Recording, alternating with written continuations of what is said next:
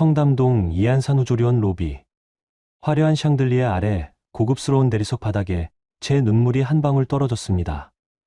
예지야, 잔금 1,000만 원, 먼저 네 카드로 긁자. 시어머니의 목소리가 로비 전체에 울려 퍼졌어요. 주변 사람들의 시선이 일제히 저에게 쏠렸습니다. 어머님, 그건, 뭐가 그건이야? 지금 당장 카드 내놔. 시어머니가 제 핸드폰을 낚아채셨어요.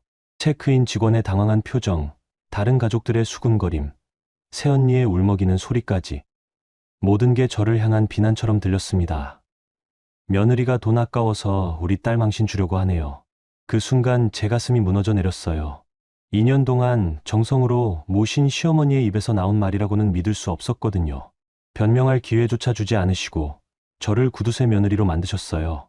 하지만 그들은 몰랐습니다. 제가 왜 그 카드를 내줄 수 없었는지를.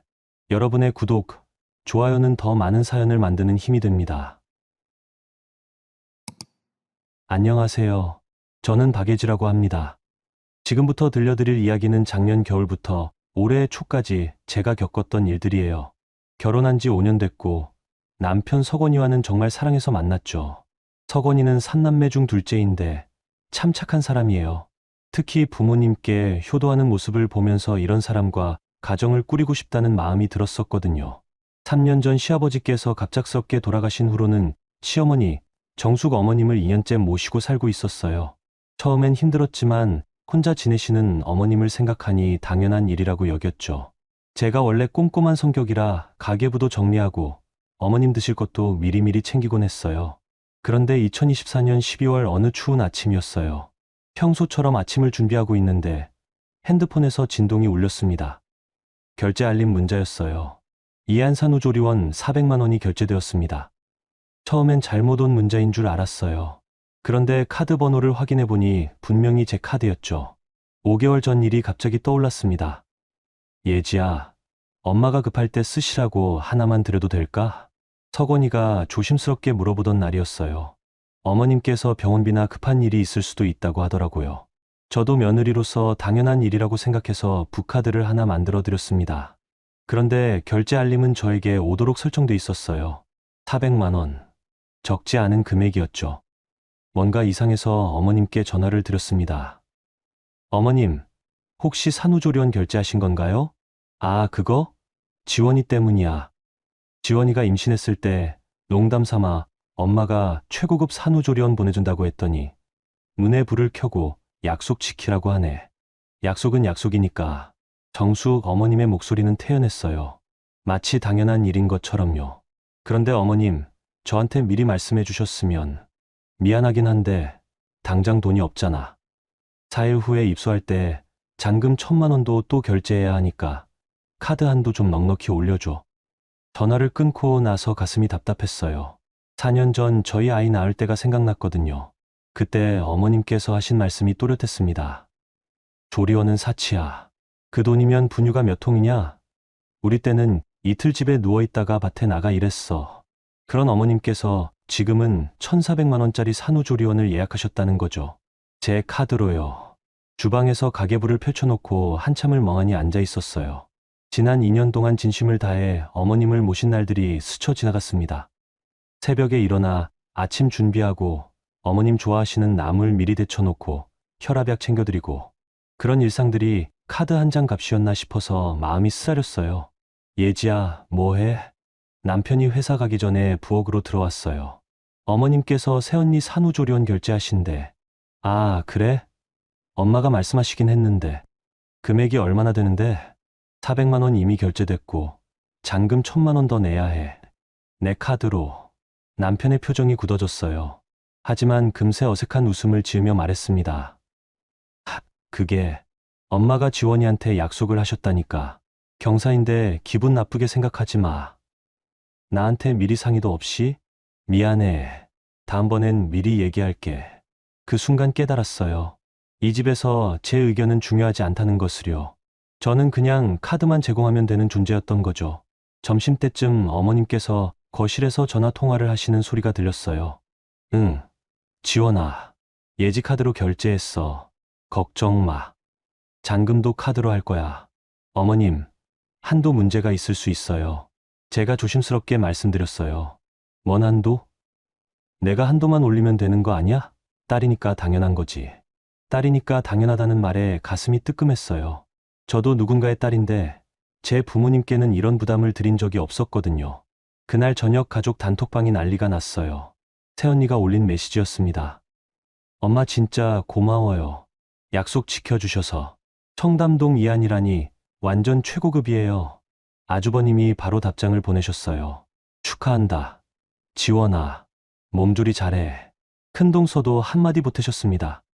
정말 좋겠다. 우리 때는 집에서 다 했는데. 그 말에 어머님께서 바로 메시지를 보내셨어요. 은정이 때는 돈이 없었어. 지금은 예지가 도와주니까 가능한 거야. 제가 도와준다고요?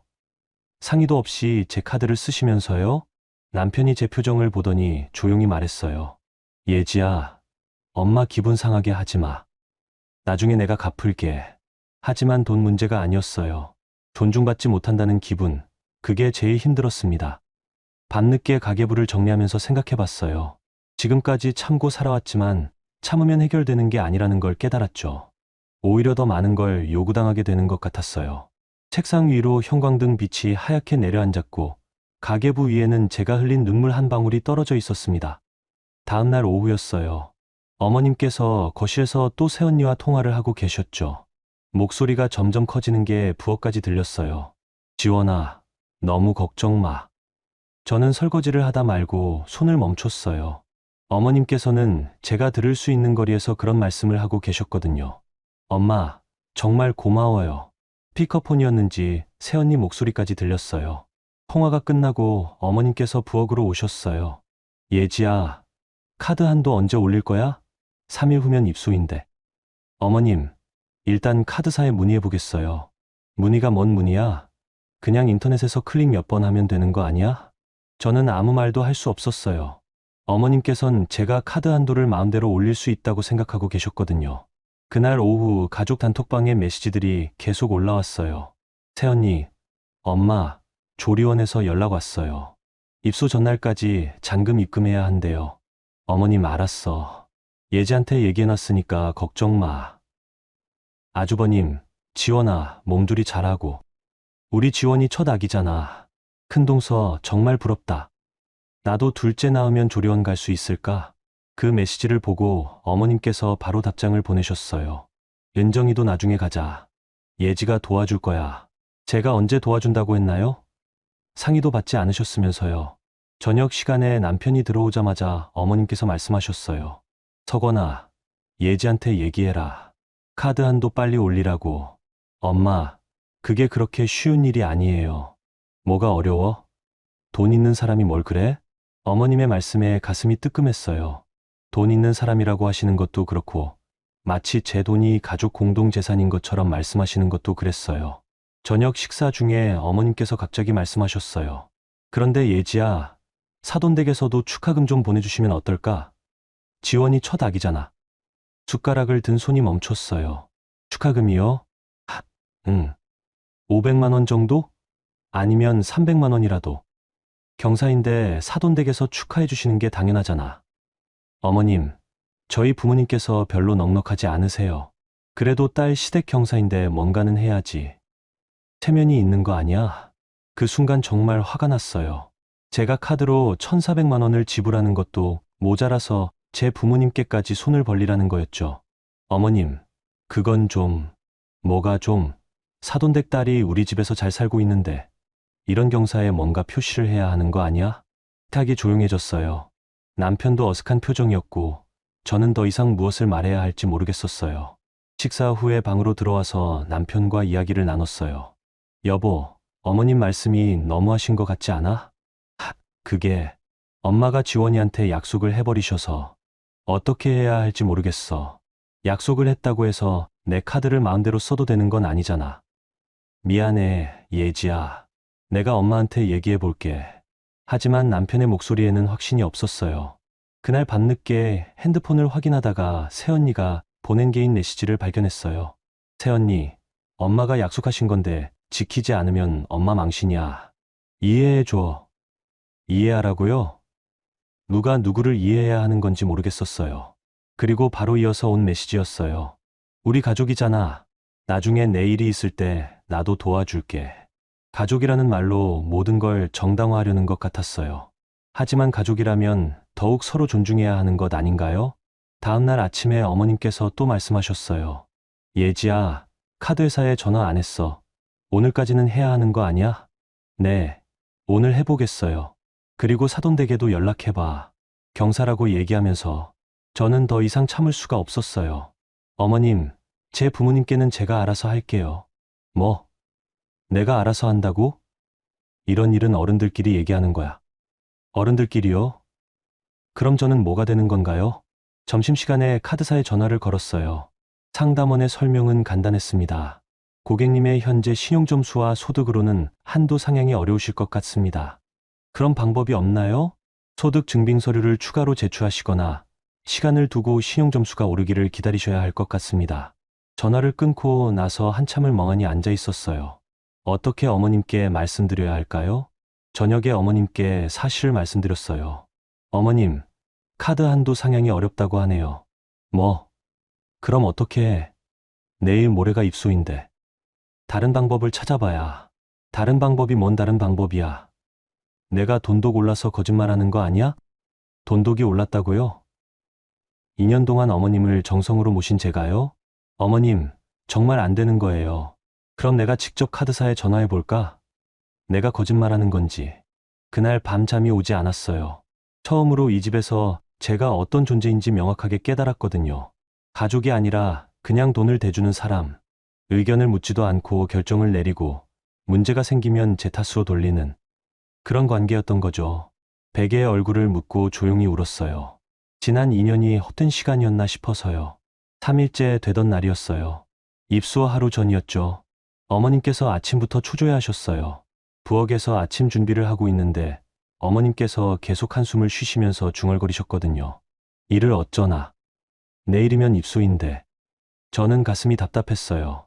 정말 방법이 없었거든요. 카드사에서는 안 된다고 했고 다른 카드들도 마찬가지 상황이었어요.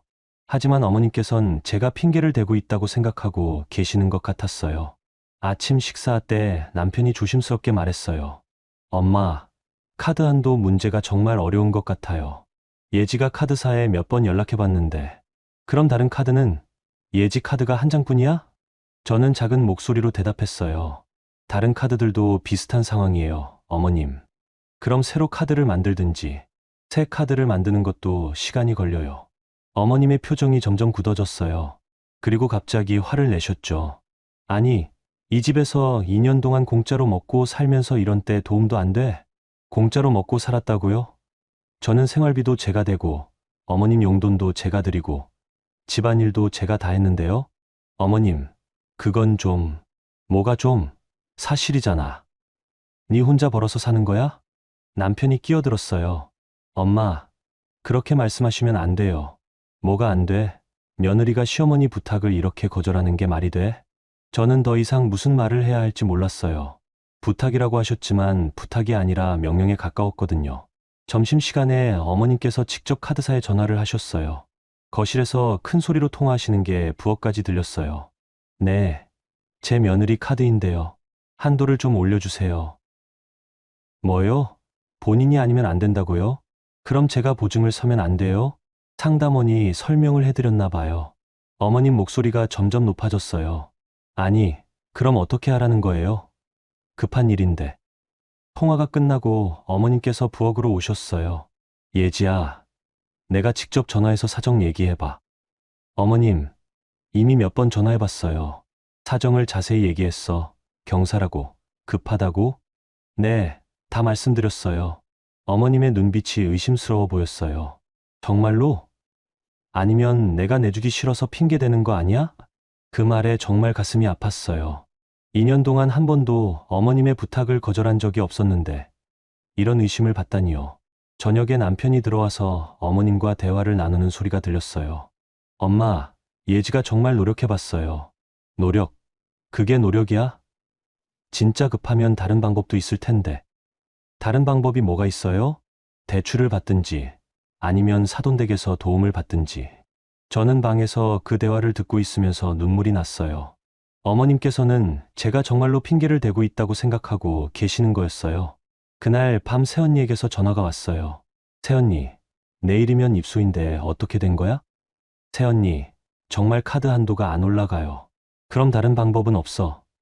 엄마가 약속하신 건데. 새언니가 일단 다른 곳을 알아보시면. 다른 곳, 이미 계약금 내고 예약한 곳인데 어떻게 다른 곳을 가? 너 정말 이상하다. 이상하다고요? 제가요? 새언니, 저도 어쩔 수 없어요. 어쩔 수 없기는 뭐가 어쩔 수 없어. 돈도 골랐구나. 엄마 말이 맞네. 그리고 전화를 끊어버렸어요. 그 후에 남편과 이야기를 나눴어요. 여보, 나도 정말 어떻게 해야 할지 모르겠어. 예지야, 미안해. 내가 엄마한테 다시 얘기해 볼게. 그런 게 아니야. 어머님이 나를 믿지 않으시는 게 제일 힘들어. 엄마도 당황하셔서 그러는 거야. 지원이한테 약속을 해버리셔서. 하지만 저는 알고 있었어요. 이 문제는 돈 문제가 아니라 존중의 문제라는 것을요. 다음 날 아침 어머님께서 더 심한 말씀을 하셨어요. 예지야, 내가 정말 마음이 없는 거지. 2년 동안 밥 먹여주고 재워줬는데 이런 때 도움이 안 돼? 어머님, 아니면 우리 가족이 싫어? 지원이가 애 낳는 게 그렇게 못마땅해? 그때 아주버님이 아침에 들렀어요. 어머님께서 바로 하소연을 하셨죠. 기호야, 예지가 카드 한도를 안 올려준대. 지원이 입소가 오늘인데. 아주버님이 저를 보더니 말했어요. 예지야, 가족인데 이럴 때 도와줘야지. 아주버님, 정말 안 되는 거예요. 안 된다는 게 뭐가 안 돼? 예지는 원래 좀 깐깐하긴 해. 깐깐하다고요? 제가 언제 깐깐했나요? 그냥 상의 없이 제 카드를 쓰시는 게 이상하다고 생각하는 게 깐깐한 건가요? 아주버님, 그런 게 아니라. 아니긴 뭐가 아니야. 카드 한도 올리는 게 그렇게 어려운 일이야? 저는 더 이상 설명할 기력이 없었어요. 누구도 제 말을 믿어주지 않았거든요. 그날 오후에 어머님께서 결정적인 말씀을 하셨어요. 예지야, 내가 거짓말하는 거 다 안다. 돈도 골라서 우리 가족 망신 주려고 하는 거지? 그 말에 저는 완전히 무너져 버렸어요. 2년 동안 정성을 다해 모셨던 어머님께서 저를 거짓말쟁이로 몰아가시다니요. 어머님, 제가 언제 거짓말을. 지금도 거짓말하고 있잖아. 카드 한도가 정말 안 올라간다면 증명서라도 가져와. 증명서요? 카드사에서 그런 증명서를 주나요? 그날 밤 혼자 방에서 울었어요. 제가 정말 가족인지 의문이 들었거든요. 가족이라면 최소한의 믿음은 있어야 하는 거 아닌가요? 하지만 어머님께서는 제가 돈독이 올라서 거짓말을 한다고 생각하고 계셨어요. 남편도 어머님과 저 사이에서 갈팡질팡하고 있었고, 가족들은 모두 제가 이상한 사람인 것처럼 바라보고 있었어요. 그때 깨달았어요. 참는다고 해서 해결되는 게 아니라는 것을요. 오히려 참을수록 더 많은 걸 요구받고 더 심한 모욕을 당하게 되는 거라는 거요. 침대에 누워서 천장을 바라보며 생각했어요. 내가 뭘 잘못했을까? 하지만 아무리 생각해도 제가 잘못한 게 없었어요. 다만 너무 착하게, 너무 참고 살았을 뿐이었죠. 그날 밤 제 인생에서 가장 외로운 밤이었어요. 한 집에 살고 있지만 완전히 혼자인 것 같았거든요. 입소 당일 새벽이었어요. 저는 거의 잠을 못 잤어요. 어떻게 해야 할지 정말 방법이 없었거든요. 어머님께서는 새벽부터 부산하게 움직이셨어요. 서거나, 일찍 일어나서 차 준비해. 9시까지는 가야 해. 남편도 어색한 표정이었어요. 어제 밤에 저와 긴 얘기를 나눴거든요. 처음으로 남편이 제 편에서 생각해 보려고 노력하는 것 같았어요. 엄마, 예지 말이 맞는 것 같아요. 카드 한도는 정말 어려운 거예요. 뭔 소리야? 지금 와서 그런 얘기를 해? 어머님의 목소리가 날카로웠어요. 오늘 입소를 해야 하는데 잔금 문제가 해결이 안 됐거든요. 8시쯤 새언니가 남편과 함께 짐을 들고 왔어요. 얼굴이 부어 있었지만 산후조리원에 간다는 설렘이 보였어요. 엄마, 결제는 어떻게 됐어요? 응, 예지가 해결해 줄 거야. 제가 언제 해결해 준다고 했나요? 저는 아무 말도 할 수 없었어요. 산후조리원으로 가는 차 안이 무거웠어요. 저는 뒷자리에 앉아서 계속 생각했어요. 도대체 어떻게 해야 할까요? 청담동 이안산후조리원은 정말 고급스러워 보였어요. 로비도 호텔 같고 직원들도 정중했죠. 하지만 제 마음은 점점 무거워졌어요. 체크인 카운터에서 직원이 말했어요. 잔금 1,000만 원 결제해 주시면 됩니다. 그 순간 어머님께서 제 팔을 잡으셨어요. 예지야, 카드 꺼내. 어머님, 지금 뭐해, 빨리. 주변에 사람들이 있었어요. 다른 산모들과 가족들이 체크인을 하고 있었죠. 어머님의 목소리가 점점 커졌어요. 예지야, 장난하는 거야? 지금 당장 카드 내놓으란 말이야. 저는 당황해서 어쩔 줄 몰랐어요. 어머님께서 갑자기 제 핸드폰을 빼앗으셨거든요. 어머님, 왜 이러세요? 내가 직접 결제할게. 비밀번호 뭐야? 어머님, 안 돼요. 하지만 어머님께서는 이미 결제 화면을 켜고 계셨어요. 주변 사람들이 우리를 보기 시작했어요. 엄마, 잠깐만요. 새언니가 말했어요. 하지만 목소리에 다급함이 섞여 있었어요. 뭐가 잠깐만이야? 예지가 지금 우리 망신 주려고 하는 거야. 망신이요? 제가요? 그때 새언니가 울먹이며 말했어요. 새언니야, 제발. 내가 산후풍 오면 어떡해? 나 정말 죽어. 산후풍 얘기까지 나오니까 주변 사람들이 더 쳐다봤어요. 저는 정말 어떻게 해야 할지 몰랐어요. 큰 동서가 제 옆으로 와서 속삭였어요. 동서야, 오늘만 넘어가자. 나중에 다시 얘기하고요. 지금까지 계속 그렇게 넘어가라고 하지 않았나요? 카운터 직원이 어색하게 웃으며 말했어요. 고객님들, 천천히 하셔도 됩니다. 그때 어머님께서 직원에게 말씀하셨어요. 죄송해요. 며느리가 돈 아까워서 이러네요. 금방 해결될 거예요. 돈 아까워서요? 저를 그런 사람으로 만드시는 거예요? 어머님, 그런 말씀은. 뭐? 사실이잖아. 돈 아까워서 딸 망신 주는 거 아니야. 저는 그 순간 정말 바닥까지 떨어진 기분이었어요. 공개적으로 망신을 당하고 있었거든요. 남편이 그제야 나섰어요. 엄마, 그만하세요. 뭐가 그만해? 내 와이프가 이렇게 하는데 가만히 있을 거야? 예지가 잘못한 게 없어요. 처음으로 남편이 제 편을 들어줬어요. 하지만 어머님은 더 화를 내셨죠.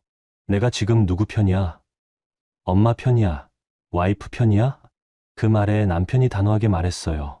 저는 아내 편입니다. 로비가 조용해졌어요. 어머님의 표정이 굳어졌고 새언니는 울고 있었어요. 결국 남편이 자신의 카드로 결제를 했어요. 하지만 한도가 부족해서 일부만 결제되고 나머지는 나중에 입금하기로 했죠. 체크인이 끝나고 밖으로 나왔을 때 어머님께서 저를 보며 말씀하셨어요. 예지야, 오늘 일은 절대 잊지 않을 거야. 그 말이 협박처럼 들렸어요. 집으로 돌아오는 차 안에서 어머님께서 계속 중얼거리셨어요. 며느리가 시어머니를 이렇게 망신 줘도 되는 거야? 이게 말이 돼? 남편이 조용히 말했어요. 엄마, 예지도 억울해요. 뭐가 억울해? 2년 동안 공짜로 먹고 살면서 이런 때 도움이 안 되면 뭐가 억울해? 또 공짜로 먹고 살았다는 말씀이었어요. 정말 가슴이 아팠어요. 집에 도착해서 남편이 저를 방으로 데려갔어요. 예지야, 정말 미안해. 고마워. 오늘 내 편 들어줘서 당연한 거야. 내가 엄마한테 제대로 얘기 못해서 이렇게 됐어. 하지만 저는 알고 있었어요. 이 문제는 남편이 해결할 수 있는 게 아니라는 것을요. 그날 오후 가족 단톡방에 메시지들이 올라왔어요. 새언니, 조리원은 들어왔는데 기분이 별로네요. 아주버님 왜? 뭔 일 있어? 새언니, 예지 때문에. 엄마 앞에서 망신 줬어. 큰동서, 오늘 일은 좀 그랬지. 어머님 며느리가 시어머니 망신 주는 세상이 됐어. 모든 게 제 탓이 되고 있었어요. 저는 단톡방에서 나갔어요. 그날 저녁 남편이 어머님과 긴 대화를 나눴어요. 목소리가 커서 내용이 다 들렸어요. 엄마, 예지한테 너무 심하게 하신 것 같아요. 내가 언제 심하게 했어? 며느리로서 당연히 해야 할 일을 안 했잖아. 당연한 일이 아니에요. 미리 상의도 안 하시고. 상해, 가족끼리 무슨 상해, 돈 있는 사람이 돕는 게 당연한 거지. 그래도 예지 돈인데, 예지 돈, 너희 부부 돈이지. 그리고 우리 가족 돈이고. 그 대화를 듣고 저는 완전히 깨달았어요. 어머님께서는 제 돈을 가족 공동 재산으로 생각하고 계시는 거였어요. 그리고 저는 그 돈을 관리하는 사람일 뿐이고요. 그날 밤 잠이 오지 않았어요. 오늘 산후조리원에서 받은 모욕이 계속 떠올랐어요. 주변 사람들이 저를 바라보던 시선, 돈 아까워하는 며느리로 낙인 찍히는 순간. 하지만 동시에 남편이 제 편을 들어준 것도 생각났어요. 저는 아내 편입니다라고 한 그 말이 큰 위로가 됐어요. 새벽에 일어나서 가계부를 펼쳤어요. 지난 2년 동안의 지출 내역을 보면서 생각했어요. 이제는 정말 변해야겠다고요. 더 이상 참고 살 수는 없다고요. 창밖으로 해가 뜨고 있었어요. 새로운 하루가 시작되는 것처럼 제 삶도 새롭게 시작해야겠다고 다짐했어요. 여러분, 여기까지 듣고 계시느라 고생 많으셨어요. 예지 씨가 정말 많이 힘들었을 텐데요. 2년 동안 정성으로 시어머니를 모셨는데 이런 일을 당하다니 마음이 아프네요. 가족이라는 이름으로 당연하다고 여기는 일들이 때로는 얼마나 큰 상처가 되는지 느껴집니다. 그래도 석원 씨가 마지막에 아내 편을 들어준 건 다행이었어요. 과연 예지 씨가 어떻게 이 상황을 헤쳐나갈지 계속해서 들어보시죠. 그날 밤 잠을 거의 못 잤어요. 계속 오늘 있었던 일들이 머릿속을 맴돌았거든요. 새벽 4시쯤 일어나서 부엌으로 갔어요. 따뜻한 물 한 잔이라도 마시면 마음이 좀 진정될까 싶어서요. 부엌 탁자 위에 가계부가 놓여 있었어요. 평소 습관대로 매일 밤 정리해두는 거였죠. 문득 지난 2년 동안의 지출을 다시 한번 살펴보고 싶어졌어요. 페이지를 넘기면서 하나하나 확인해 보는데 뭔가 이상한 점을 발견했어요. 어머님 생활비로 매달 드리는 용돈 외에도 중간중간 큰 금액들이 빠져나간 기록이 있었거든요. 이건 뭐지? 2023년 5월에 300만 원, 8월에 250만 원, 11월에 400만 원, 그리고 올해 들어서도 2월에 500만 원, 6월에 350만 원. 모두 정숙 어머님이라고 적혀 있었어요. 처음엔 어머님께서 급한 일이 있으셔서 도움을 요청하신 거라고 생각했어요. 병원비나 응급 상황 같은 거 말이죠. 하지만 금액들을 자세히 보니까 패턴이 있었어요. 거의 일정한 간격으로 비슷한 금액대로 빠져나가고 있었던 거예요. 이상하네. 어머님께서 뭔 일이 있으셨던 걸까? 아침에 일어나서 남편에게 물어봤어요. 여보, 어머님이 지난 2년 동안 급하게 돈이 필요한 일이 있으셨어? 응. 무슨 일? 가계부를 보니까 중간중간 큰 돈이 나간 기록이 있어서 남편이 가계부를 들여다봤어요. 정말 많이 나갔네. 나는 몰랐는데. 엄마가 뭐라고 하셨어? 그냥 급한 일이 있다고만 하셨어. 자세히 물어보지는 않았어. 그럼 오늘 엄마한테 물어볼까? 하지만 저는 뭔가 직감이 왔어요. 어머님께 직접 물어보면 또 다른 핑계를 대실 것 같았거든요. 그래서 다른 방법을 생각해 봤어요. 오전에 은행에 갔어요. 정확한 이체 내역을 확인해 보고 싶었거든요. 창구에 앉은 직원은 오하늘 선생님이라는 분이었어요. 30대 후반 정도로 보이는 친절한 분이셨죠. 어떤 도움이 필요하신가요? 이체 내역을 자세히 확인하고 싶어서요. 통장과 신분증을 건네드렸어요. 오하늘 선생님이 컴퓨터를 두드리더니 조심스럽게 말씀하셨어요. 고객님, 이 거래 내역들을 보시면 혹시 정기적으로 어떤 분께 송금하고 계신가요? 정기적이라고요? 네. 보시면 이에 3개월 간격으로 비슷한 금액이 같은 계좌로 이체되고 있거든요.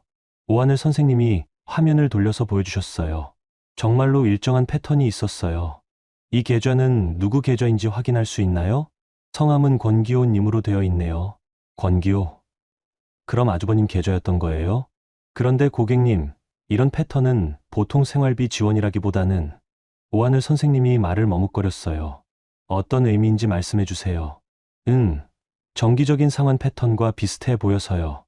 혹시 대출이나 빚 관련된 건 아닌지. 대출이나 빚이요? 그럼 어머님께서 빚이 있으시고 그걸 아주버님을 통해서 갚고 계신 건가요? 제 돈으로요? 좀 더 자세한 정보를 확인할 수 있을까요? 죄송하지만 상대방 계좌 정보는 개인정보라서 더 자세히 알려드릴 수는 없어요. 다만 이런 패턴은 정말로 정기 상환과 유사하다는 점은 말씀드릴 수 있겠네요. 은행에서 나오면서 머릿속이 복잡했어요. 어머님께서 돈이 없다고 하시면서 제 카드를 쓰려고 하셨는데 실제로는 제 돈으로 아주버님께 정기적으로 큰 돈을 보내고 계셨던 거였어요. 점심때 집에 돌아와서 남편에게 얘기했어요. 여보, 은행에 다녀왔는데 이상한 걸 발견했어. 뭔데? 어머님이 아주버님한테 정기적으로 돈을 보내고 계셨어. 내 돈으로. 남편의 표정이 굳어졌어요. 뭐? 정말? 응. 2년 동안 거의 2천만 원 정도 되더라. 2천만 원? 그럼 형이 엄마한테 돈을 빌렸다는 얘기야? 그런 것 같아. 근데 어머님은 나한테 돈이 없다고 하셨잖아. 남편이 한참 생각하더니 말했어요. 그럼 엄마가 우리 모르게 형한테 돈을 빌려주신 거네. 우리 모르게가 아니라 내 모르게지. 내 돈으로. 그 순간 남편도 사태의 심각성을 깨달은 것 같았어요. 저녁에 남편이 아주버님에게 전화를 했어요. 저도 옆에서 들을 수 있도록 스피커폰을 켰어요. 형, 혹시 엄마한테 돈 빌린 적 있어? 갑자기 왜 그런 얘기를 해?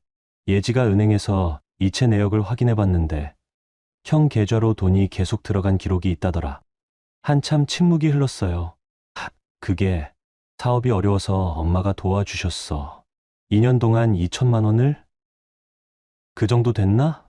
형, 이 돈이 예지 돈이라는 거 알았어? 또 침묵이었어요. 미안해. 나도 엄마가 어디서 돈을 구해오시는지 자세히 물어보지는 않았어. 물어보지 않았다고? 남편의 목소리가 높아졌어요. 서건아, 화내지 마. 내가 갚을게. 언제? 좀 시간이 필요해. 전화를 끊고 나서 남편이 말했어요. 예지야, 정말 미안해. 나도 몰랐어. 이제 알았으니까 됐어. 그런데 어머님은 왜 이런 식으로 하신 걸까? 아마도 형 사업이 어려우니까 도와주고 싶으셨던 것 같아. 하지만 본인 돈은 없으니까. 그래도 나한테 얘기하셔야 하는 거 아니야? 맞아. 잘못하신 거야. 그날 밤 남편과 긴 대화를 나눴어요. 여보, 어머님한테 얘기해야 하지 않을까? 그래야지. 내일 엄마한테 물어볼게. 아니, 우리 같이 얘기하자. 이제는 나도 알 권리가 있어. 남편이 고개를 끄덕였어요. 그래, 같이 하자. 이번엔 내가 내 편에 설게. 처음으로 남편이 확실하게 제 편이라고 말해줬어요. 마음이 든든했어요. 다음날 아침 식사 후에 어머님과 대화를 나눴어요. 어머님, 물어볼 게 있어요. 뭔데? 아주버님께 보내주신 돈 얘기요. 어머님의 표정이 순간 굳어졌어요. 무슨 돈? 지난 2년 동안 제 계좌에서 아주버님 계좌로 이체된 돈요. 그걸 내가 왜 캐? 제 돈이니까요. 어머님께서 갑자기 화를 내셨어요. 내 돈? 가족인데 무슨 내 돈? 내 돈이야? 어머님, 그래도 미리 말씀해 주셔야죠. 말해서 뭐해? 어차피 반대할 텐데. 반대할 거라고요? 그럼 어머님께서는 처음부터 제가 반대할 거라는 걸 아셨던 거예요. 그래서 숨기신 거고요. 남편이 말했어요. 엄마, 그건 아니죠. 미리 상의하셔야 해요. 상해. 아들이 어려운데 엄마가 도와주는 게 잘못이야? 잘못이 아니라 방법의 문제예요. 그때 어머님께서 눈물을 글썽이며 말씀하셨어요. 기호가 사업 망하면 어떡해? 우리 큰아들인데. 큰아들은 도와줘야 하지만 며느리 돈을 쓰는 건 괜찮다는 말씀인가요? 어머님, 저도 이해해요. 하지만 제 동의 없이는. 동의? 내가 이 집에서 2년 동안 먹고 살았으면서 이 정도로 보답하는 것도 싫어? 또 그 말씀이셨어요. 하지만 이제는 더 이상 참지 않기로 했어요. 어머님, 저도 생활비 다 제가 댔고 어머님 용돈도 제가 드렸어요. 공짜로 먹고 산 적 없어요. 뭐? 내가 지금 누구한테 말대꾸를 하는 거야? 말대꾸가 아니라 사실을 말하는 거예요. 남편이 제 손을 잡으며 말했어요. 엄마, 예지 말이 맞아요. 이번 일은 엄마가 잘못하신 거예요. 그날부터 남편과 저는 정말로 한편이 되었어요. 2년 만에 처음으로 든든한 동반자가 생긴 기분이었죠. 다음날 아침 남편이 일찍 일어났어요.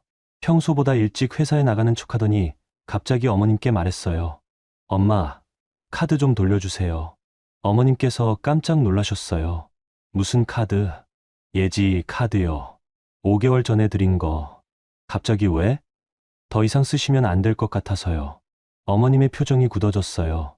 내가 지금 뭐라고 한 거야? 카드를 돌려달라고 했어요. 너 미쳤어. 며느리한테 세뇌당했나? 남편이 단호하게 말했어요. 세뇌가 아니라 당연한 일이에요. 예지 카드는 예지가 관리해야죠. 저는 부엌에서 그 대화를 들으면서 가슴이 두근거렸어요. 정말로 남편이 제 편에 서준 거였거든요. 어머님께서 화를 내셨어요. 서건아, 내가 지금 엄마한테 이럴 거야? 엄마, 잘못된 건 바로잡아야죠. 뭐가 잘못된 거야? 가족끼리 도와주는 게 잘못이야? 도와주는 것과 상의 없이 쓰는 건 다른 문제예요. 어머님께서 지갑에서 카드를 꺼내서 식탁에 던지듯 놓으셨어요. 자, 여기 있어. 이제 만족해. 고맙습니다, 어머님. 저는 카드를 받아들고 나서 바로 카드사에 전화를 걸었어요. 카드 해지하고 싶은데요. 해지 사유를 말씀해 주세요. 더 이상 사용할 계획이 없어서요. 알겠습니다. 해지 처리해 드릴게요. 전화를 끊고 나서 마음이 후련했어요. 이제 어머님께서 제 카드를 쓰실 일은 없을 거였거든요. 그 다음엔 인터넷 뱅킹을 열어서 자동이체를 확인했어요. 어머님께 매달 드리는 용돈도 자동이체로 설정되어 있었거든요. 여보, 어머님 용돈도 중단할까? 남편이 잠시 고민하더니 말했어요. 그건 아직 급하게 하지 말자. 일단 카드만 해지하고. 알겠어. 하지만 저는 마음속으로 생각했어요. 언젠가는 그것도 정리해야 한다고요. 오전에 어머님께서 새언니에게 전화를 하시는 소리가 들렸어요. 지원아, 큰일 났어. 석원이가 완전히 며느리 편을 들어. 뭔 일이에요, 엄마? 카드를 빼앗아 갔어. 예지가 시킨 거야. 저는 부엌에서 그 대화를 들으면서 씁쓸했어요. 제가 시킨 게 아니라 남편이 스스로 결정한 건데도 어머님께선 제 탓으로 돌리시고 있었거든요. 점심시간에 새언니에게서 전화가 왔어요. 새언니, 너 뭐 하는 거야? 무슨 말씀이세요? 엄마한테서 카드 뺏은 거. 그게 뭐야? 새언니, 제 카드예요. 제가 관리하는 게 당연하죠. 그래도 엄마가 쓰시는데 갑자기 뺐으면 어떡해? 미리 상의 없이 쓰신 게 잘못된 거예요. 상해, 가족끼리 무슨 상해? 너 정말 이상해졌다. 또 이상하다는 말이었어요. 제가 정상적인 요구를 하는 것인데도요. 새언니도 만약 시어머니가 상의 없이 새언니 카드를 쓰시면 괜찮으세요? 그건 다른 문제지. 어떻게 달라요? 새언니가 말문이 막혔나 봐요. 잠시 침묵이 흐더니 말했어요. 어쨌든 넌 너무 깐깐해. 가족인데 그렇게까지 해야 해? 그리고 전화를 끊어버렸어요. 오후에 남편이 회사에서 전화를 했어요. 예지야, 형한테서 연락 왔어. 뭐라고 하던가요? 엄마가 자기한테 전화하셔서 우리 욕을 엄청 하셨다더라. 뭐라고요? 며느리가 집안을 망친다고, 석원이가 완전히 세뇌당했다고. 저는 한숨이 나왔어요. 그래서 아주버님이 뭐라고 했는데, 일단은 우리가 과하게 한다고 하더라. 과하게요? 응. 가족끼리 그렇게까지 할 필요 없다고. 결국 가족들 모두가 저희를 이상하게 보고 있는 거였어요. 저녁에 가족 단톡방에 메시지가 올라왔어요. 어머님, 오늘부터 생활비 지원 안 받겠습니다. 아주버님, 엄마 왜 갑자기 그런 말씀을 하세요? 어머님 며느리가 카드도 뺏어가는데 생활비까지 받을 면목이 없네요. 새언니, 엄마, 그러지 마세요. 예지가 잘못 생각한 거예요. 어머님, 아니야. 내가 노인네라고 무시하는 거야. 저는 그 메시지들을 보면서 화가 났어요. 어머님께서 자신이 피해자인 것처럼 말씀하고 계시니까요. 남편이 단톡방에 메시지를 보냈어요. 엄마, 그런 식으로 말씀하시면 안 돼요. 예지가 잘못한 게 없어요. 어머님, 내가 완전히 며느리 편이구나. 이제 엄마는 필요 없다는 거지. 아주버님, 석원아, 엄마 기분 상하게 하지 마. 큰동서 가족끼리 왜 이렇게까지 해야 해? 모든 가족이 저희를 나쁜 사람으로 만들고 있었어요. 저는 단톡방에 메시지를 보냈어요. 어머님, 저는 어머님을 무시한 적이 없어요. 다만 제 카드는 제가 관리하고 싶을 뿐이에요. 어머님 카드 관리?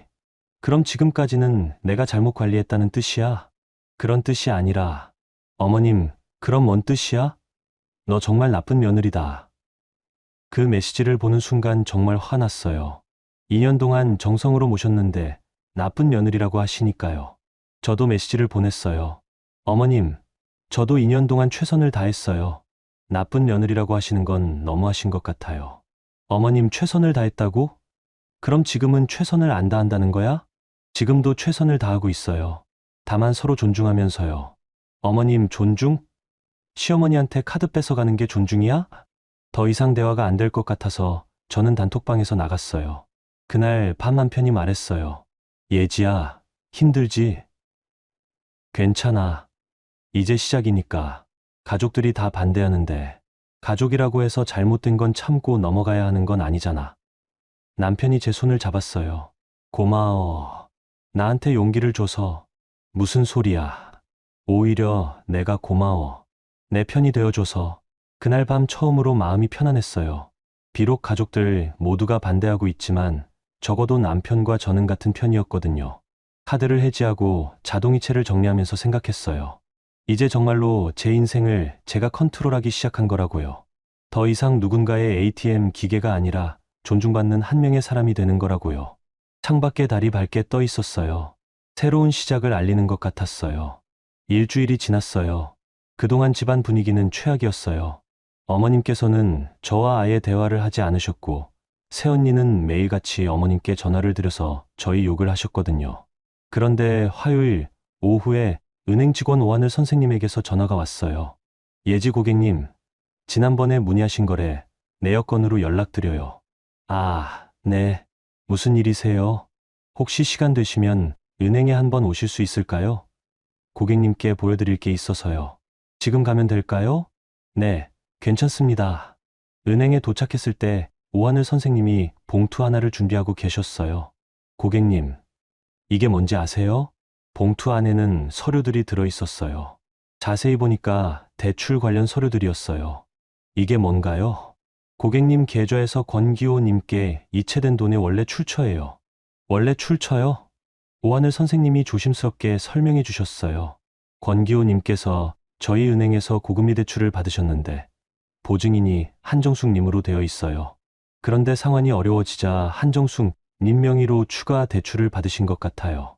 그럼 어머님께서 빚이 있다는 말씀이세요? 네, 맞습니다. 그리고 그 빚을 갚기 위해서 고객님 계좌에서 돈을 가져다 쓰신 거고요. 머리가 띵했어요. 어머님께서 돈이 없다고 하시면서 제 카드를 쓰려고 하셨는데 실제로는 아주버님 보증을 서주시느라 빚이 생긴 거였어요. 얼마나 되는 빚인가요? 정확한 금액은 개인정보라서 말씀드릴 수 없지만 상당한 금액인 것 같아요. 그럼 제가 그동안 보낸 돈도? 네, 그 빚을 갚는 데 쓰인 것 같습니다. 집으로 돌아오면서 생각이 복잡했어요. 어머님께서는 처음부터 모든 걸 알고 계셨던 거예요. 아주버님의 사업 실패, 그로 인한 빚, 그리고 그걸 메우기 위해 제 돈을 쓰신 것까지요. 그런데 저한테는 새언니 약속 때문이라고 하시면서 죄책감을 주려고 하셨던 거죠. 남편이 퇴근해서 돌아왔을 때 모든 걸 얘기해줬어요. 뭐? 정말? 응. 어머님이 아주버님 보증을 서주셨대. 그래서 빚이 생긴 거고, 그럼 엄마가 처음부터 다 알고 계셨던 거네. 그렇지. 그런데 우리한테는 새언니 약속 때문이라고 하셨잖아. 남편이 표정이 굳어졌어요. 그럼 내일 가족들 앞에서 얘기해보자. 정말? 응. 이제는 진실을 알아야 해. 다음 날 저녁 아주버님과 큰동서가 집에 왔어요. 어머님께서 가족 회의를 하자고 하셨거든요. 아마 저희를 설득시키려는 목적인 것 같았어요. 거실에 모두 모여 앉았어요. 어머님께서 먼저 말씀하셨어요. 오늘 가족들 모인 김에 확실히 정리하자. 예지가 너무 깐깐하게 구니까. 그때 남편이 봉투를 꺼냈어요. 그 전에 이것부터 보시죠. 뭔데? 엄마가 형 보증을 서주신 대출 서류요. 순간 거실이 조용해졌어요. 어머님의 얼굴이 하얗게 변했고 아주버님도 당황한 표정이었어요. 어디서 이런 걸 구했어? 아주버님이 떨리는 목소리로 물었어요. 은행에서 확인했어요. 엄마가 그동안 새언니 약속 때문이라고 하셨는데 실제로는 형 빚을 갚기 위해서였죠. 어머님께서 변명하려고 하셨어요. 그게 기호가 사업을 하는데 도와줘야지. 도와주는 건 좋아요. 하지만 예지 돈으로 몰래 하시는 건 잘못된 거죠. 큰동서가 끼어들었어요. 그래도 가족이잖아. 서로 도와주는 게 당연하지. 동서, 도와주는 것과 속이는 건 다른 문제예요. 제가 말했어요. 속인 적 없어. 그냥 자세히 얘기 안 한 것뿐이야. 어머님께서 우기시려고 했어요. 그때 제가 또 다른 서류를 꺼냈어요. 그럼 이건 뭐예요? 새언니가 보낸 메시지 캡처들이었어요. 어머님께 보낸 거였는데 제가 몰래 확인한 거였어요.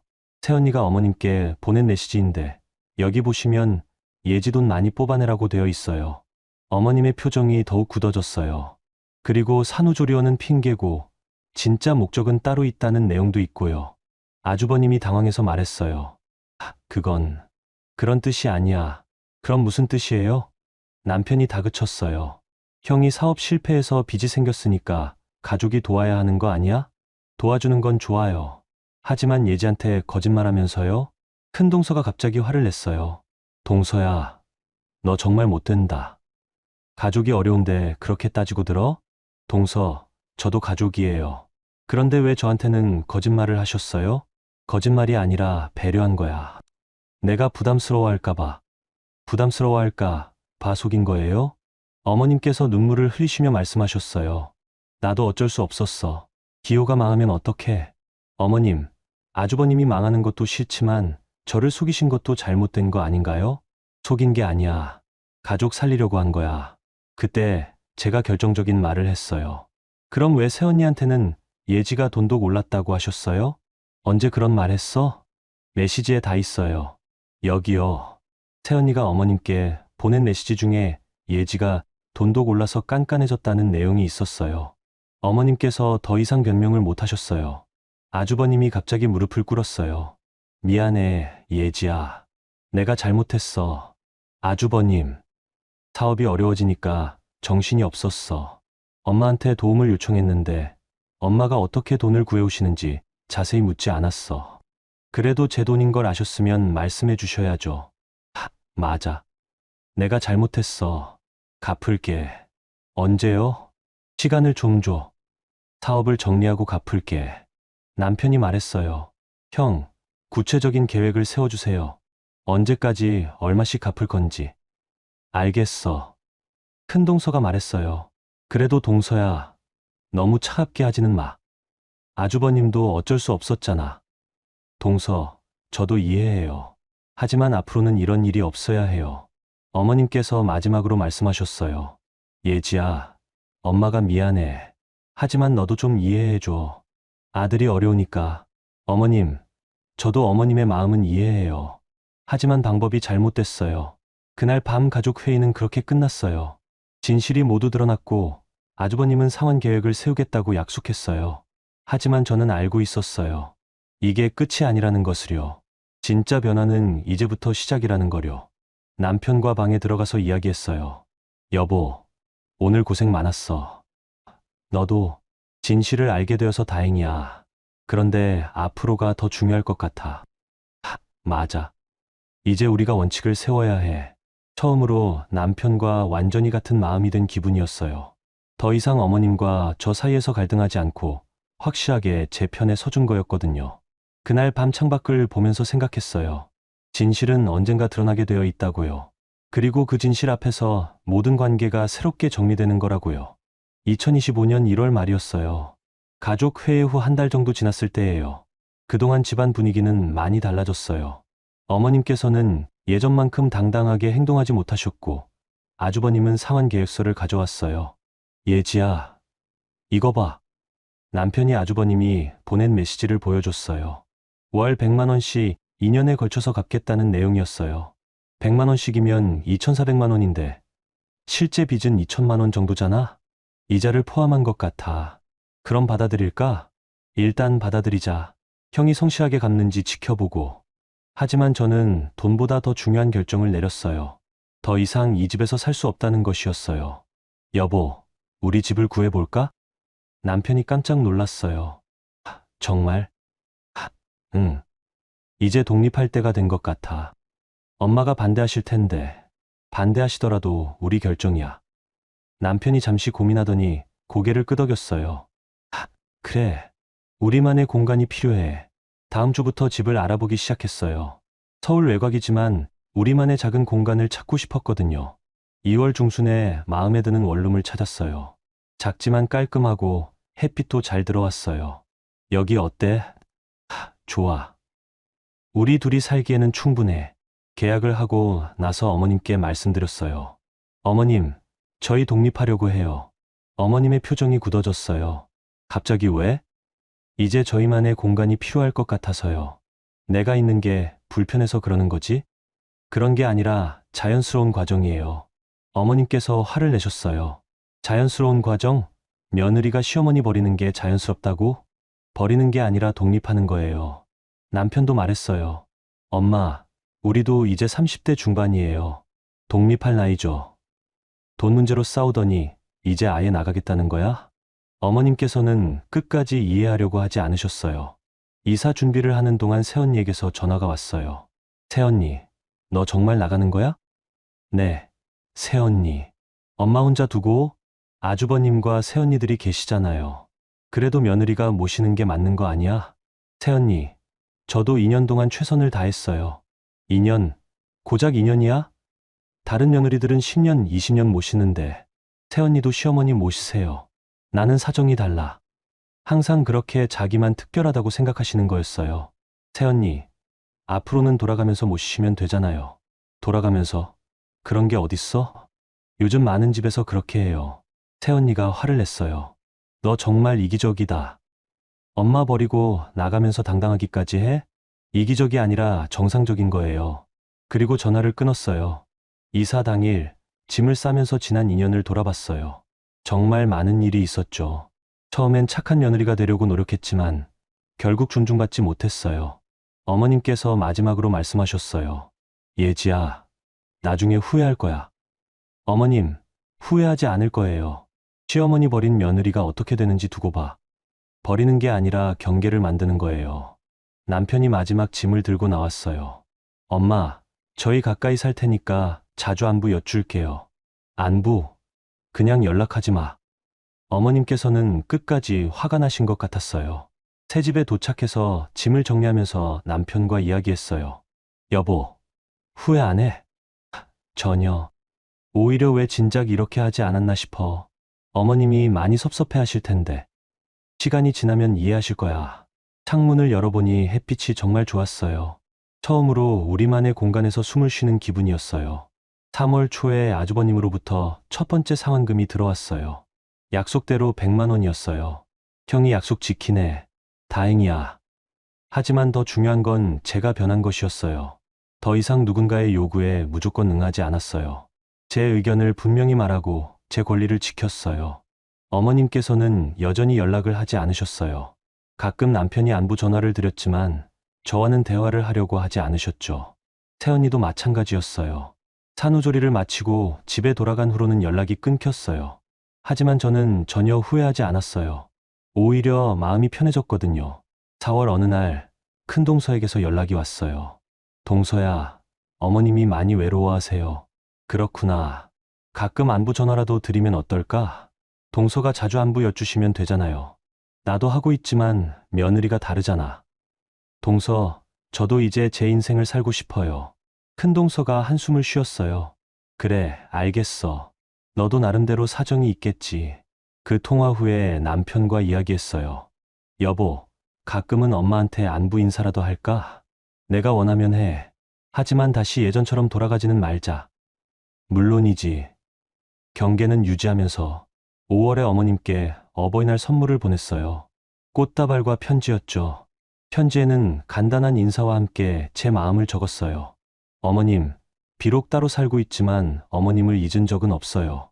다만 서로 존중하는 관계를 원할 뿐이에요. 어머님께서 답장을 보내주셨어요. 짧은 문자였지만 의미가 있었어요. 꽃 고마워. 몸조리 잘해. 그 문자를 받고 마음이 따뜻해졌어요. 어머님께서도 마음을 조금 여시는 것 같았거든요. 6월에 제가 임신 소식을 알게 됐어요. 남편과 함께 정말 기뻤죠. 여보, 우리 아이가 생겼어. 정말 확실해? 응, 병원에서 확인했어. 그 순간 생각났어요. 이제 제가 엄마가 되는 거라고요. 그리고 제 아이에게는 제가 받지 못한 존중을 해주고 싶다고요. 어머님께 임신 소식을 전해드렸을 때 처음으로 어머님께서 기뻐하셨어요. 정말 우리 예지가? 네, 어머님. 몸조리 잘해야 해. 조심하고. 그 순간 어머님과의 관계도 새롭게 시작되는 것 같았어요. 이제는 며느리가 아니라 손자를 낳아줄 사람으로 보시는 것 같았어요. 하지만 저는 변하지 않았어요. 여전히 제 원칙을 지켰고 제 경계를 유지했어요. 어느 날 밤 새집 거실에 앉아서 남편과 이야기했어요. 여보, 지난 1년 어땠어?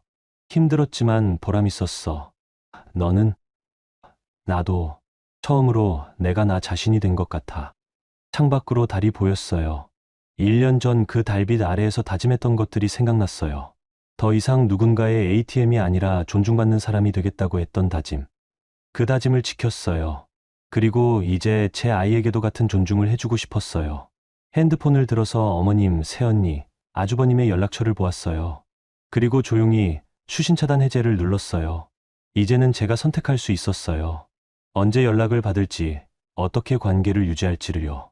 여보, 이제 우리 돈은 우리 아이와 우리 미래를 위해 쓰자. 그래. 그리고 우리가 정한 원칙 안에서 가족 관계도 유지하고. 그날 밤 처음으로 완전한 평온을 느꼈어요. 돈을 되찾은 것보다 더 큰 것을 얻었거든요.